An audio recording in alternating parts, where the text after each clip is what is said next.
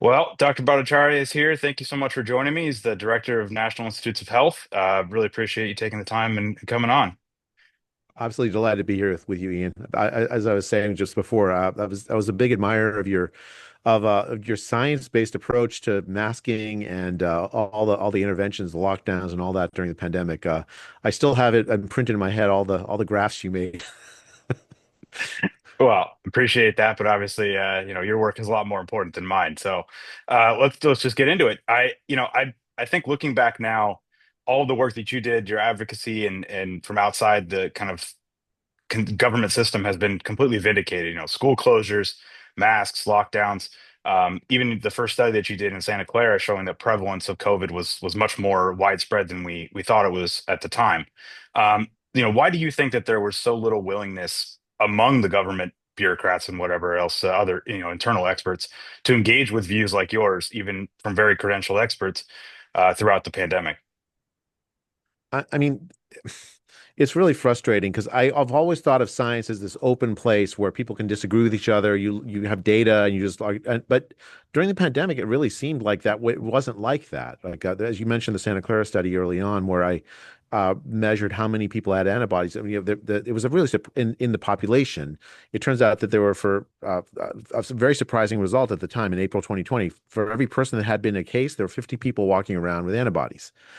I thought naively that this was going to change how people thought about about the lockdowns and all the measures because that meant that the disease was already out of the the barn. Like it wasn't the lockdowns we've been doing hadn't stopped the disease from spreading. It already caused a lot of harm to kids. Um, and yet the scientific community was very resistant to the lessons of a scientific study, even though the study was repeated over and over again by a number of other groups and found very similar things. Um, I think two things happened. One was just like an innocent thing, but you can understand from a human point of view, this is a new thing, a new disease. It's coming around. I don't know what to do, but yet people are looking at me asking, Jay, what should I do? Right? No, not me, but because I wasn't in charge of anything then. But like imagine you're Tony Fauci or somebody like that, um, and you have this like desire to be helpful, even though you don't know. And the words "I don't know" are so hard for an expert to say when there's so much at stake. So I think there's some of that. Like like I remember as a med student, I would wear a white coat and I knew nothing. I was a med student, right? And it's like you see a patient, and the patient looks at you and assumes that because you're wearing a white coat that you know what you're talking about. But you're a third year med student. At least I should speak for myself. I didn't know a lot about medicine at the time. And the desire to say helpful things, even though you don't know for certain they're correct, is overwhelming. Yeah. Uh, Good doctors overcome that and are honest with patients, say, I don't know. So I think there's that going on. Then there's monetary, it's more nefariously, there's monetary interests going on, right? There was like especially with the pressure to take the COVID vaccine, deny basic reality about its effectiveness in stopping infections or preventing infections and transmission. And then finally, there's probably the worst of this, even worse than the financial incentives, is just pure old groupthink on topics.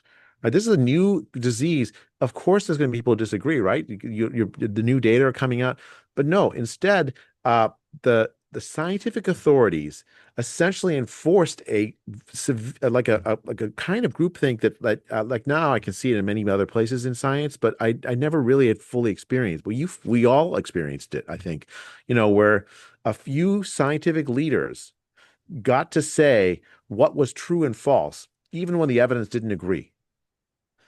And they enforced almost like an omerta. You couldn't, if you stuck your neck out, you were going to get, there's going to be devastating takedowns on you. I think Yeah. those three things, I think, all played roles.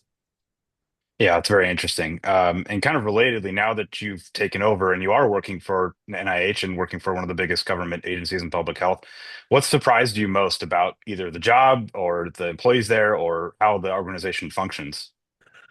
Well, I mean, let's just say, like, I do love the NIH. I've been funded by the NIH for most of my career, but that's not why I love it. I mean, it does have an amazing history, and I think Americans should rightly be proud of the history of the NIH. Almost every single advance in biological knowledge of the last 50 years have been supported by NIH money, and it really has translated over to better health for Americans in many ways. That there's been some stagnation of that over the last decade or so, decade plus or so. But like we can talk not so much in the advances in biological knowledge, but the advances in health for Americans. But as a general thing, I think the NIH is a really worthy organization. So I wasn't surprised by that. And I also wasn't surprised by so many amazing scientists that are here that are just doing science. I've been a little surprised by the NIH is now like a political football. And I would have thought, for instance, on the left, they claim to be the party of science, right? That they would have treated the NIH with more respect instead of treating it like a political football. And so like trying to highlight essentially like fake story. Like I'll give you an example. When I first got in, I ordered a review of like how we treat foreign sub awards because the Wuhan lab was a foreign sub award, right?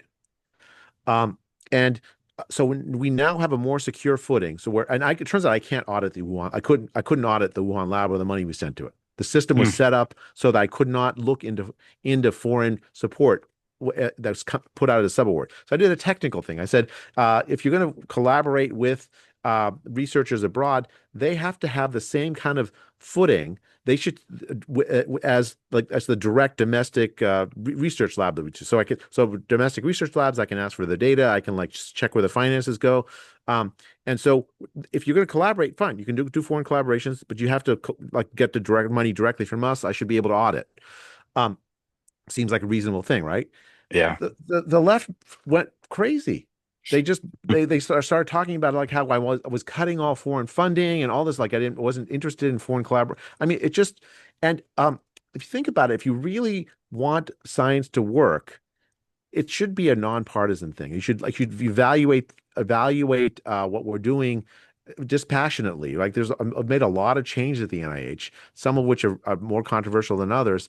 But if you're going to set your hair on fire on every single change, even ones that are completely reasonable, completely non-controversial, in order to paint a picture of Bobby Kennedy as anti-science or President Trump as anti-science, well, you're not the party of science. You're not actually helping, sort of science work well for the American people. Yeah, absolutely. Speaking of science not working well for the American people, obviously your predecessors there were, Francis Collins and Anthony Fauci, and I didn't, I don't know if it's possible, but since you've gotten in there, have you learned anything or discovered anything that kind of upset you about how they ran things, or also have you seen anything or any document or anything like that says why they changed their minds about all of these policies? I mean, obviously masks was a big one. It would just a matter of weeks with not any real significant evidence being introduced. Well, so there's I'm trying to think about how much I can say. So, Yeah, first of all, like the most shocking things I kind of already knew on the outside. A lot of the policies that I had a lot of objections to, not just related to COVID, but some way like the way we focused on DEI before I got in. A lot of this stuff I kind of knew before, so all the shock, the shock value was not there once I got in because I knew that those things needed to be changed. Um, the Regarding the pandemic itself and the decision making during the pandemic, it's subject to a number of folks inside the government that are looking at this. Tulsi Gabbard, I know is focused on this. There's folks in the FBI that are interested in this, and there's a sort of ongoing interest in many places. So I probably shouldn't get ahead of ourselves and like start talking about investigations. yeah, makes sense.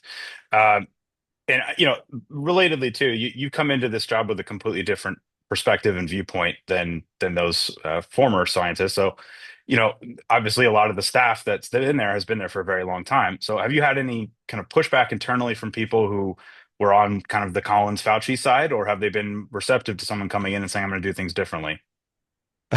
That's a funny question. So, I mean, I think it's been both. Okay, so I'm going to give you an anecdote on the one side, right? So, I did a town hall like a few weeks after I got in. It was like April 2nd was the first date. I was and actually that was the date of the riff. Like 4,000 people are fired in my organization just as I arrived.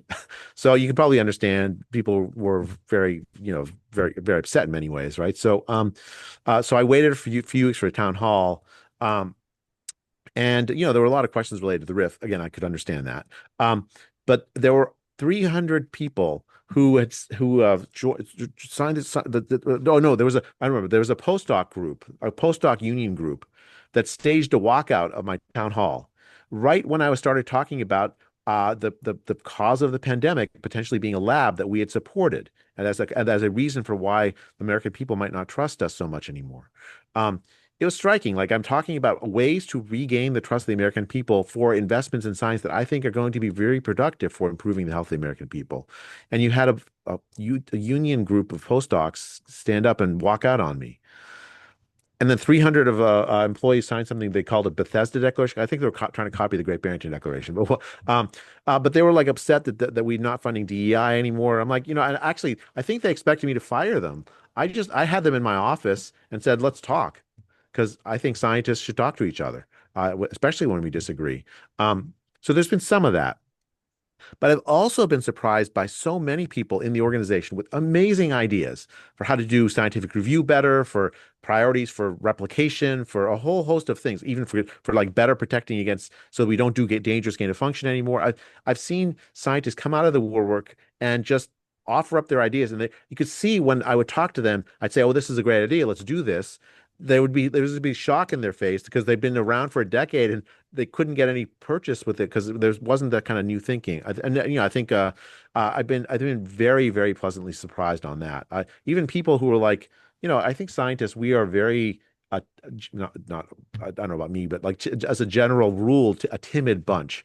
We keep our head down. That's why groupthink worked so well during the pandemic. Um, uh, because we tend not to be good at like things outside of our area, right? So like we're great scientists, but like as soon as you start talking about politics, you get TDS or whatnot, right? You get scared. Um, but when you tell scientists that they can do the ideas that they have, they can test the ideas they have, even ones that are outside the sort of narrow groupthink, you give them permission, great things happen. And I've been seeing that over and over again inside the NIH. It's been really fun to watch.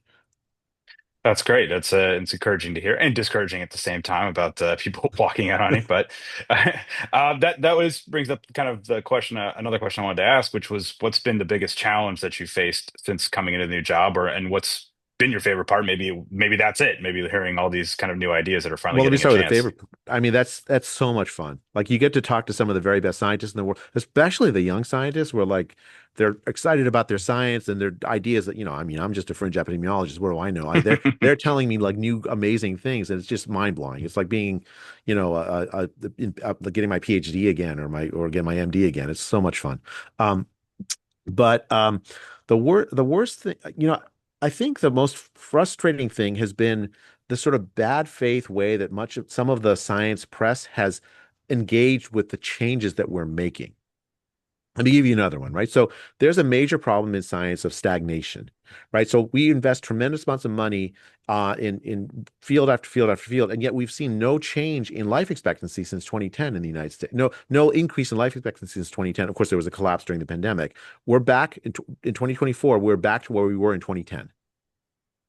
Um, and we have to think differently. We have to think big. We have to like allow people to like take risks. A lot of fear of failure in science. So the NIH can play a big role in fixing that. Like we need to allow people to have ideas that challenge the status quo, like the existing fields, like the sort of the groupthink in fields. And so what I did is I have a whole bunch of institutes. They're amazing scientists many of them like many of them amazing scientists in charge of deciding what research we're going to fund. And there's like peer review to decide, is the science, we get tens of thousands of applications a year. We can't fund all of them. So you have to do great peer review to decide which are the interesting applications. But the scientific review panels tend to focus on methods, not on, is this a cool idea? Because they often are scientists who are already successful, right?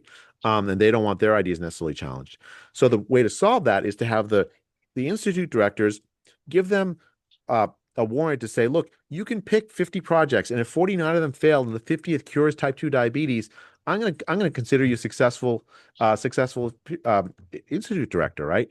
Um, and so we put in policies to allow that. And then all the scientific press, all the left-wing press is like up in arms saying like, oh, where they're no longer they're ignoring peer review, they're doing political pressure for science.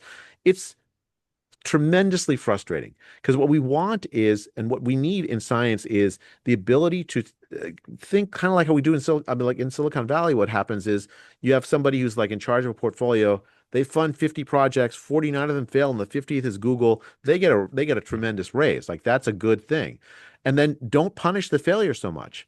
They can get, if they're productive failures, they can get another chance at starting a company. We're not doing that well in science. We punish failure so much. So I've done these changes to try to like bring that spirit of entrepreneurship, of like thinking big into science at the NIH, and I'm getting grief for like somehow having introduced political controls, which is just nonsense. Yeah, obviously the political controls are coming from the media, really, and trying to keep doing things the same way. But speaking Yeah. of doing things differently and failure, last month you published an article pointing out all the deficiencies in the pandemic planning documents that we previously relied on heading into COVID, searching for viruses, the potential reliance then of finding them and then using gain of function to test them. Uh, is the new document something that you think you can help develop? And if so, can we make sure that it says masks don't stop viruses?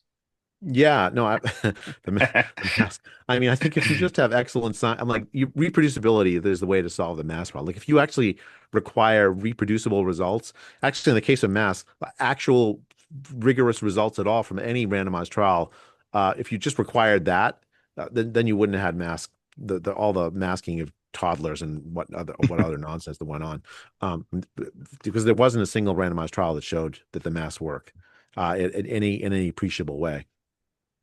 Um, Yeah. and but like the on the pandemic preparedness, there's a okay, so it's worse than most people think. The old way of doing pandemic preparedness is you send teams of people to the remote bat caves of China or Laos or somewhere. It doesn't have to be bat caves. It's the remote places where like very few humans actually live. You go sample viruses and pathogens that you find there in animals, including bats, specifically bats, because bats were the source of the 2001 SARS pandemic or SARS epidemic. Um, and then you take those viruses, bring them into like city centers in poorly regulated labs, and then you make them more dangerous. Where the idea is, okay, you've got a million trillion, I mean, a very large number of pathogens you could look at. Most of them, the vast majority of them will never pose any threat to humans. So how do you tell which ones you should focus on? Well, you make them more dangerous and see which ones have the capacity. By making them more dangerous, you can ask whether they're more likely are they close in evolutionary space to infecting human cells. Only someone like who's like this. I mean, some who understands nothing about humanity could ever do this. But and then once you've done that, you prepare vaccines for them or other kind of countermeasures for them, and you get a contractor to like produce them a vaccine and countermeasures that have never tested it on a human before, because these are viruses that have never infected humans, and you keep giving money to the contractors to make more and more of those stockpiles of vaccines and other things that have never been tested in humans, just in case that virus that you've pulled out of the bat cave in China that nowhere ever goes to somehow makes the leap into human populations. It's as I describe it, you're shaking your head like it's nuts, right? It is an absolutely nutty kind of idea. And of course, the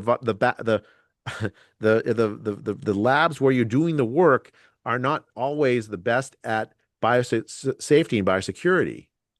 And so you can get leaks out of the labs. Happen all the time just because they're inadvertent. Like lab workers are human. The gloves slip off a little bit, or they like the mask slips down a little bit. I mean, I'm sure Ian, your mask never slipped while you were never, not once. Not once. Um, Never. but then that means they get sick and they go home and they get sent to give it to their family and it spreads, right? That's the lab leak. That's what a lab leak is. Um, and it's nuts. It actually the whole thing makes it more likely that you'll have a pandemic happen, because you're exposing humans to the viruses and pathogens they would otherwise never be exposed to.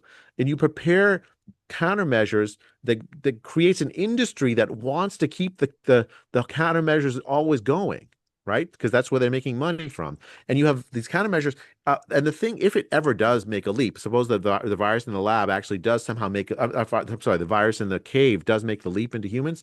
The countermeasures have never been tested, but there's going to be tremendous pressure to use countermeasures like vaccines that have never been tested against for in humans. And then there's going to be, and the virus itself or pathogen itself will have evolved in ways that are unpredictable. It may not be the virus that you found in the cave that you think is most likely to make the leap. It may be a completely different version of it. Um, we're fixing that. We're not going to have that as the way we do pandemic preparedness because it's not preparedness. It's just pandemic risk augmentation, if you ask me. Yeah. Um, so what we're doing instead was we're gonna focus on those diseases that are actually infecting humans. Try to do better job at limiting the spread of those, limiting. I'm sorry, limiting the damage that those kind of viruses and pathogens cause. We're going to work on improving people's immunity, right? But more research on immunity. That we have Tony Fauci led an institute called the National Institute of Allergy and Infectious Disease. Allergy, immunity, infectious, and we have to, they're all like one. Instead of treating the science of just, well, let's do one bug at a time, we're going to think about how do you prevent harm to people?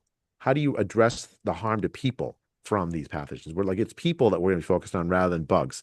Of course, bugs are part of it, obviously, and we're gonna push the MAHA agenda, which is to make America healthy. Because if you address the chronic disease crisis, you have fewer people who are susceptible to novel pathogens that come out. Most novel pathogens will end up hurting the people who are chronically ill the most. Most novel pathogens, if it ever happens again, will hurt people who are older. You want to make the American society more resilient to pandemics. Let's make American society healthier as far as chronic disease and metabolic health is concerned. Yeah, it makes a ton of sense, which is why nobody ever focused on it before. But it's this is it's switching gears a little bit, but it's a very different organization. But I'm sure you've heard about the FDA memo that Vinay Prasad sent out recently, kind of saying that there was a link between COVID vaccines and at least 10 children dying. I don't know if you've seen any further details on it. I could even talk about it at all. But did it surprise you to hear that, and or what were your thoughts when you saw that memo? I mean, I was saddened for the 10. I mean, it's at least 10. Like said it was an underestimate, but saddened for the parents who had vaccinated their children in good faith. Um, Shocked that the prior FDA had essentially worked to hide it, or not, or at least at the very least, and more charitably, had not worked to try to find it. And uh, the damage done is tremendous, not just to those 10 families, but to the confidence that the Americans have in our vaccine surveillance systems. I believe fundamentally in that many childhood vaccines are tremendously important for the health of children, right? I mean, I just fundamentally do. I've seen so much evidence of what happens when a child gets, measles, or a child gets. I mean, the death rate isn't crazy high, but like any death of a child that's avoidable is tragic, right? Um, and so I believe very fundamentally. But if Americans don't trust our vaccines and our vaccine recommendations, because the FDA and the CDC, the old version, the Biden versions of it, ignored the evidence, ignored sort of basic standards of like benefit harm calculations and all that, and recommended that children as young as 6 months get the vaccine, which they did. Um, I mean, I can understand why parents would now look at all of the vaccine recommendations and say, well, why should we trust anything else when you've made this obviously bad recommendation? I'm hoping that the kinds of reforms that are underway, where we're sending very clear signals that we are taking the science seriously, will help restore some of that trust. Because as I said, I do believe pretty fundamentally that so many of those childhood vaccines are important for child health, and so I want that trust restored. And the only way to do it is memos like what Vinay wrote. Is to say, look, we made a mistake. Here are the reforms we're sorry for the mistake, but here are the reforms we're going to do so that we don't make that same mistake in the future. Um, that's, I think, the only real way forward. Yeah, and kind of relatedly to that as well, do you think that the people involved in the previous administration, previous regimes at FDA, NIH, whatever, have learned any lessons from what has happened after the pandemic, or people's kind of changing opinions on it? Or do they kind of still want to double down on what they were doing before? I think the ones that haven't learned the lessons have quit. Many of them. Um, the ones that are left, as I was saying about the NIH, I haven't interacted so much with the FDA or the CDC folks, but like with the NIH, there's so many people who've like kept their head down during the pandemic in order not to get canceled, who have good ideas. And I don't think like a purity test of all the people that are here is productive. I think instead, let's see the fruits of what they work on. Are they working on things that will advance health? That are they being are they open-minded? And I've seen the folks who not the people who've like quit and left, but like the people who are still here. They're scientists. Like they care about science. They devoted their life to science. It was a very tough time for them because they were afraid if they spoke their mind that they would get. I mean, you saw what happened to me. I know what happened to you. I mean, it was very difficult. If you imagine a scientist worried about their losing their entire career because they speak up on on something. Um, I think the right path forward is not like a purity test to like get rid of all the scientists who failed because there's too many of them, and many of them are actually good scientists in their own field. Um, but rather let's reform our systems so that the kind of groupthink that happens will never happen again. That where we can talk to each other, discuss ideas, discuss data. I mean, it's always it's never possible as a scientist to be right about everything. It's normal to be wrong, actually. And if you're not wrong, you're not thinking boldly enough as a scientist. So it's and to me, I think the answer is yes. There are still excellent scientists left over here. There are excellent people left over, even if they got things wrong during the pandemic. Um, Most of the leadership that was here that got things wrong are no longer here. And the ones that are here have shown me signs that they are interested in reforms, interested in thinking differently, interested in applying the expertise they have to the new goals which we have, which should have been the goals all along, which is to make America healthy. Yeah. I've just got one more, and we'll close it out. But what do you think the motivation was from that previous leadership? And obviously, it happened directly to you, where they were asking for censorship and trying to get your kind of views, your Great Barrington Declaration, kind of dismissed or taken down. So, what do you think their motivation was for doing that? And has anybody apologized for it afterwards? So I broke bread with Francis Collins, and I, I forgave him for that. I don't hold any grudges against him. I'm not expecting any sincere, like real, full-throated apologies. The ego is too high for so many of those folks.